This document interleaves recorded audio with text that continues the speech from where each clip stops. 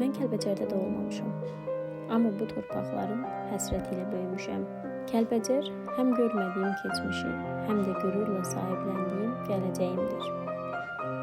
Mən o həyatı görməsəm də evimizin hər söhbətində Kəlbəcər vardı.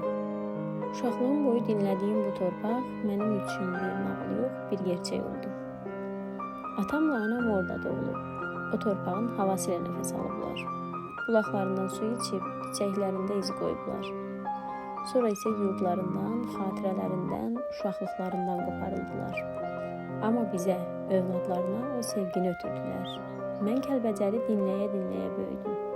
Hər daşı, hər dağ yolu mənə bir hekayə, danışır kimi idi. Gözlərimdə yaş, içimdə qəribə bir doğmalıq vardı.